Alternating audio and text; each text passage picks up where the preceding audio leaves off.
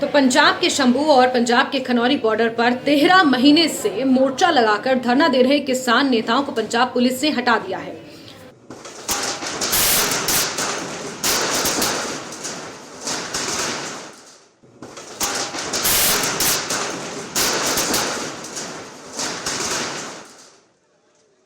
Punjab police ने पूरी योजनाबद्ध तरीके से शंभू और खनौरी की सीमाओं पर विरोध स्थल को खाली करवाया है। पुलिस ने बैरिकेड्स, वाहनों, अस्थायी ढांचों को वहां से हटा दिया है, जिसके वीडियोज इस वक्त आप देख रहे हैं। इस रणनीति को पंजाब पुलिस ने बहुत पहले ही तैयार किया था। इस कार्रवाई की जिम्मेदारी मोहाली पुलिस को सौंपी गई थी, जो सुबह से ही इस योजना पर काम कर रही। पुलिस ने बुधवार को लगभग शाम 5:30 बजे मोहाली में किसानों की धरपकड़ शुरू की। शंभू बॉर्डर पर लगभग 7:30 बजे पुलिस ने जेसीबी से कार्रवाई शुरू की और लगभग 9:30 बजे बॉर्डर क्लियर कर दिया। अब तुम्हारे इनको पहले 2 दिन का टाइम देना चाहिए था। अब ये जो सा नुकसान हो गया इतना, इसकी भरपाई कौन करेगा? इसको भरपाई तो सरकार करेगी। क्यों ये आराम से तोड़ते, सही सलामत हम इसको उखाड़ लेते। अब इसके क्या, ये जो कबाड़ है बिल्कुल। अब आप लोगों से कोई बातचीत नहीं की गई? कोई बातचीत नहीं किसी ने की। तो क्या करेंगे आगे आप लोग? देखेंगे अब लीडर्स भी नहीं है आपके पास? सब कुछ हो जाएगा। ये सारा कुछ करेंगे, सब होगा ये। अच्छा, हाँ, बोल दिया, कोई मैच नहीं लगाया, कोई कुछ नहीं भी।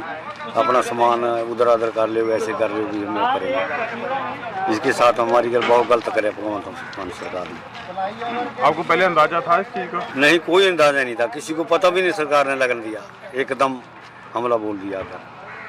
आप यहीं थे उस टाइम? हाँ, यहीं से आऊँ, अब भी यहीं है हम।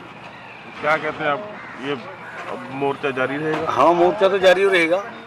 इसी प्रकार खनौरी बॉर्डर पर भी लगभग 7:45 बजे जेसीबी पहुंची और 9:30 बजे बॉर्डर को खाली करवाया गया। किसान लगभग 13 महीने से शंभू और खनौरी बॉर्डर पर धरने पर बैठे हुए थे और अपनी मांगों को लेकर अपनी आवाज बुलंद कर रहे थे। कई बार दिल्ली कूच करने की भी तैयारी उन्होंने खनौरी बॉर्डर से की, लेकिन वहां पर हरियाणा वो एंटर नहीं कर पाए और दिल्ली एंटर नहीं कर पाए। तो लगभग 13 महीने यानी कि 1 साल के आसपास का किसान आंदोलन ये रहा। हालांकि अभी ढांचों को तोड़ दिया गया है। वहां से जो अस्थायी किचन बनाई गई थी, सरवण सिंह पंढेर और जो अन्य किसान नेता थे, उन्हें हिरासत में लेकर दूसरी जगह शिफ्ट करने की बात कही जा रही है। इस तरह से जो किसान अपना धरना प्रदर्शन कर रहे थे, जो आंदोलन कर रहे थे, उनके आंदोलन को खत्म करने के लिए ये रणनीति पहले से ही तैयार की गई थी। अब सिलसिलेवार आपको बताते हैं कि इन 13 महीनों में किस किस तारीख को आखिर क्या कुछ हुआ। सुप्रीम कोर्ट ने भी कई बार इसको लेकर गाइडलाइंस दी। सुप्रीम कोर्ट ने भी पंजाब सरकार पर भी दबाव बनाने की एक तरह से कोशिश की। पंजाब सरकार को भी निर्देश दिए सुप्रीम कोर्ट ने कि आप किसानों से बात करें, किसानों के इस आंदोलन को खत्म करने की कोशिश करें, बीच का रास्ता निकालने की कोशिश करें। कई बार केंद्र सरकार के साथ भी किसानों की बैठक हुई, जो विफल रही। और अब आपको क्रमानुसार बताते हैं कि इन 13 महीनों में किस किस तारीख को किस तरह से इस किसान आंदोलन में नए नए मोड़ आए। तो शुरुआत इसकी हुई 13 जनवरी 2024 से, जहां एमएसपी सहित करीब 12 मांगों को लेकर शंभू और खनौरी बॉर्डर पर विरोध प्रदर्शन शुरू हुआ। फिर 21 फरवरी का वो दिन आया जब किसानों ने दिल्ली जाने की कोशिश की। टकराव में भटिंडा के किसान शुभकरण की मौत भी हुई। 10 मार्च को शुभकरण का मामला पंजाब एवं हरियाणा हाईकोर्ट पहुंचा। फिर 16 मार्च की वो तारीख आई जब लोकसभा चुनाव के चलते आचार संहिता लगी, लेकिन किसानों ने पक्का मोर्चा वहां पर लगा दिया।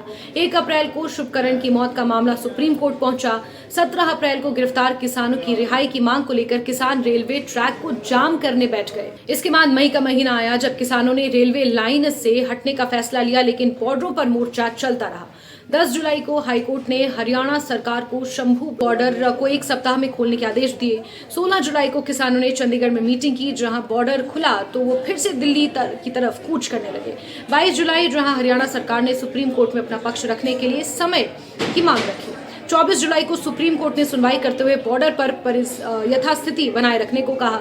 इसके बाद मौका आया अगस्त का। 12 अगस्त को सुप्रीम कोर्ट ने सरकार को एम्बुलेंस बुजुर्गों और छात्राओं के लिए शंभू बॉर्डर की एक लेन खोलने के आदेश दिए, यानी कि एक सिंगल लेन कम से कम शंभू बॉर्डर की खोल दी जाए, ताकि एम्बुलेंस और जो छात्र हैं एग्जाम्स के लिए, इन तमाम चीज़ों के लिए वो ट्रैवल कर सकें।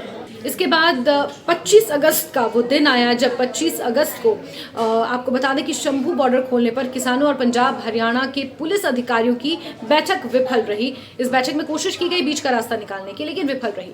2 सितंबर को शंभू बॉर्डर खोलने को लेकर सुप्रीम कोर्ट ने कमेटी बनाई। 18 नवंबर को किसानों ने 6 दिसंबर को दिल्ली कूच का ऐलान किया। फिर 26 नवंबर को किसान नेता जगजीत सिंह डल्लेवाल को पंजाब पुलिस ने हिरासत में ले लिया। आमरण अनशन उन्होंने शुरू किया। 6 दिसंबर को शंभू बॉर्डर से दिल्ली कूच करने की कोशिश की गई, लेकिन हरियाणा पुलिस ने उन्हें खदेड़ा, आंसू गैस के गोले भी छोड़े। वहीं फिर 8 दिसंबर को फिर दिल्ली कूच करने की कोशिश की गई। पुलिस ने एंट्री नहीं होने दी और किसान लौट गए। ये तर्क दिया गया कि दिल्ली में आपके पास आंदोलन की इजाजत नहीं है, आप इजाजत लेकर आइए, आप पर्चा दिखाइए और उसके बाद आप दिल्ली कूच कर सकते हैं। आंसू गैस के गोले छोड़े गए और किसानों को खदेड़ा गया। फिर 14 दिसंबर को किसानों ने चौथी बार दिल्ली कूच करने की कोशिश की। हरियाणा पुलिस के रोकने पर मार्च को टाल दिया गया। 30 दिसंबर को आंदोलन के समर्थन में किसानों ने पंजाब बंद का ऐलान किया, जिसे अच्छा खासा समर्थन भी मिला। फिर 12 फरवरी 2025 का मौका आया, जब 1 वर्ष पूरा होने पर खनौरी बॉर्डर पर किसानों ने महापंचायत की।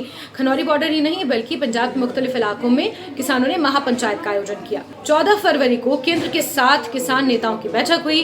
22 फरवरी का वो दिन जब किसान नेताओं की केंद्र के साथ बैठक बेनतीजा रही। और अब बीते कल का दिन जब खनौरी और शंभू बॉर्डर से किसानों को हटाया गया है। जगजीत सिंह डल्लेवाल, जिनकी सेहत लगातार डिटीरियोरेट होती गई, जिनकी सेहत लगातार अनशन की वजह से गिरती गई, उन्हें इलाज के लिए, बेहतर इलाज के लिए अस्पताल में शिफ्ट किया गया है। सरवण सिंह पंडेर हैं किसान नेता, जिनके नेतृत्व में इस किसान आंदोलन को और बुलंद किया जा रहा था, उन्हें भी हटा दिया गया है। शंभू और खनौरी बॉर्डर से जो ढांचे बनाए थे उन्हें भी हटा दिया है और इसकी वीडियोज, इसकी तस्वीरें भी अब सामने आ रही है। अब देखना होगा कि किसान अपनी लगभग 12 सूत्रीय मांगों को लेकर किस तरह से केंद्र के पास अपनी आवाज बुलंद करते हैं, क्योंकि कई बार बातचीत हो चुकी है जो बेनतीजा रही। दिल्ली कूच करने की कोशिश की जा चुकी है जो बेनतीजा रही, जहां किसान अपनी आवाज बुलंद करने के लिए दिल्ली नहीं पहुंच पाए। पंजाब सरकार के ऊपर कोई ना कोई सवाल उठाए जा रहे हैं। पंजाब सरकार के ऊपर ये आरोप भी लग रहे हैं कि उन किसानों को जो अपनी आवाज, अपनी मांगों के लिए धरने पर बैठे हुए थे इतने महीनों से, उन्हें जेल में डालकर उनकी आवाज को दबाया जा रहा है। इस तरह की बातें भी पंजाब सरकार के सामने हैं।